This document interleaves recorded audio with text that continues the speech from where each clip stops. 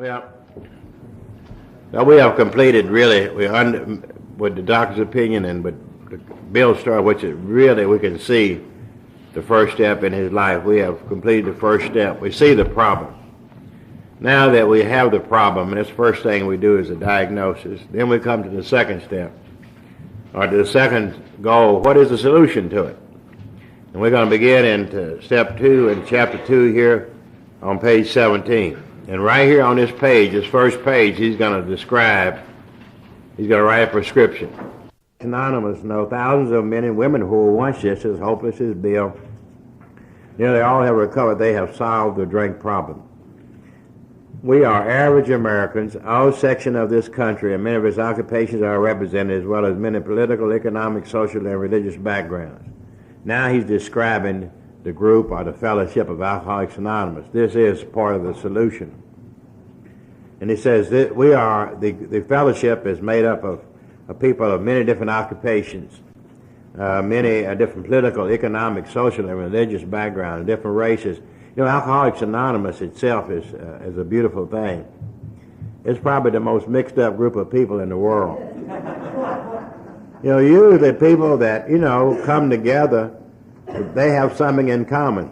Maybe the same bloodline, like in a family, or the same beliefs, like in a religion, the same in cause, like in a union or something, or the same job. Those are the things that usually bring people together. But in AA, none of these things are there.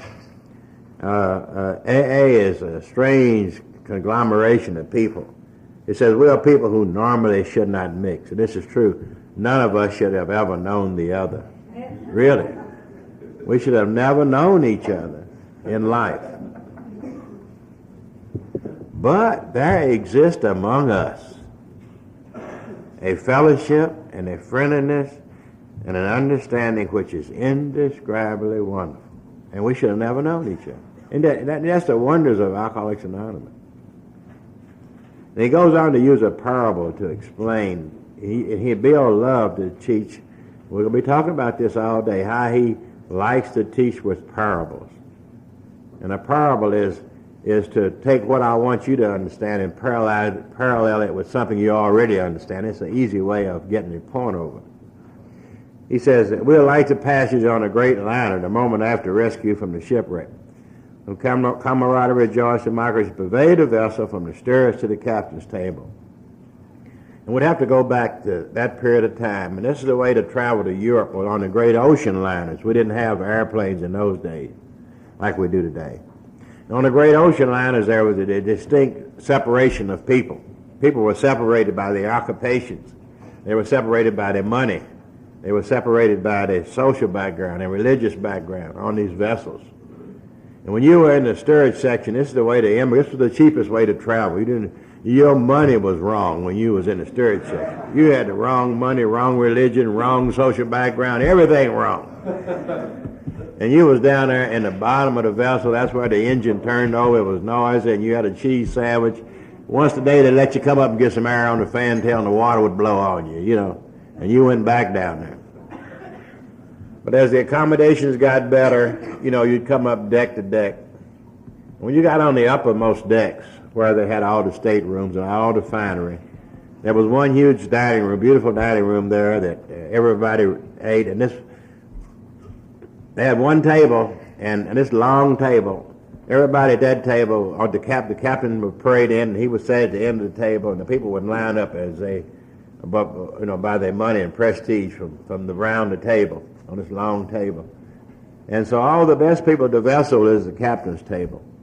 And that was a long ways from the captain's table to the steerage section.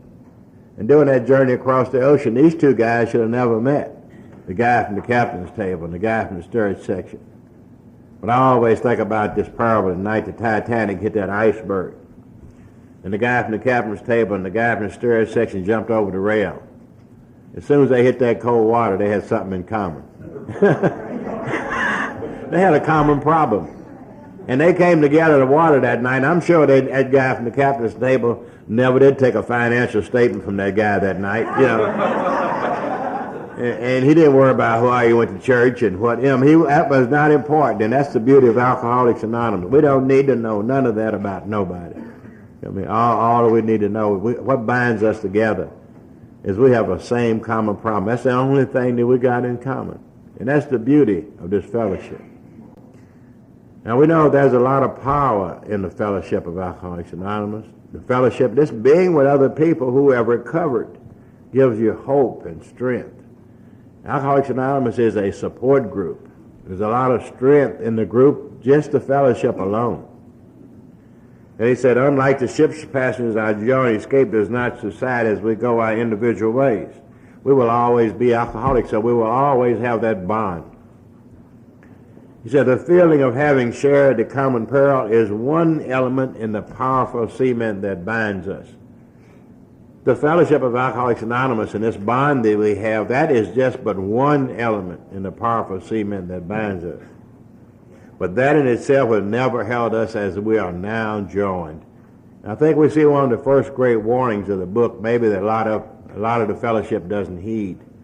It says the fellowship is just one element, and it will never have held us as we are now held, joined. You know, and they were talking about 1939, and I think if Bill had lived, he couldn't visualize what has really happened in Alcoholics Anonymous today.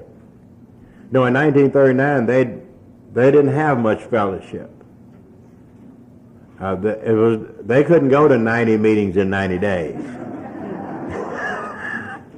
They didn't have all, they didn't have all the meetings and fellowship we have today. They depended on the real recovery by working the steps.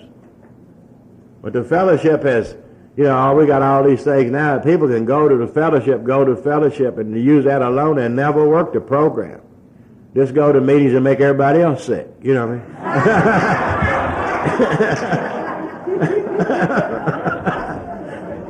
mean? And so this is what he's talking about. He said that is not enough. Just going to meetings will not make you a sober member of Alcoholics Anonymous. No more than going to PTA meetings will make you a parent. You'd have to take some other steps, That's just one element, the meetings. Then he tells us about the other one. He said, the tremendous fact for every one of us that we have discovered a common solution. Okay. Not only do we have the same common problem, we have the same common solution. That is what really binds us, is the common solution, not the common problem. We have a way out of which we can absolutely agree, and upon which we can join in brotherly, harmonious action. This is the great news this book carries to those who suffer from alcoholism. The great news this book carries is a common solution. Later on page 25, he's going to tell us what that common solution is. He says it's a vital spiritual experience. And what he's saying right here on this page, if you're an alcoholic and you're part of alcohol and your life has become unmanageable, we think the power of the fellowship of Alcoholics Anonymous, which will support you, and the power of the common solution, which is a vital spiritual experience, these two powers will overcome your alcoholism. These two powers will overcome any one individual's powerlessness over alcohol. Very simple. We think the single greatest tragedy in the world right now today, disregarding all the earthquakes and everything else that's going on, is the fact that the Fellowship of Alcoholics Anonymous has got all kinds of committees trying to get other people to come to AA, when we've got literally hundreds and thousands of people sitting around us in AA dying from the disease of alcoholism every day, simply because all they're doing is participating in the Fellowship of Alcoholics Anonymous. In order to recover, we pick up a simple kit of spiritual tools laid at our feet, which turns out to be the 12 steps of Alcoholics Anonymous, which brings about a common solution, finding the aid of a power greater than human power. And we're trying to get more and more people in here, and we got hundreds of thousands dying around us every day because nobody's talking about this. We're saying all you got to do is come to the meetings and you'll be okay. If you bring the body long enough, the mind will follow. You can treat it like a cafeteria style, take what you want, leave what you want. If you just keep coming to meetings long enough, you'll soak it up by osmosis and everything will be great. Those statements are not true. They are not true. The great fact is we have a common solution. And our job is to help other people find this common solution. This is the great news this book has to carry. To people who suffer from alcoholism, there is a way to recover.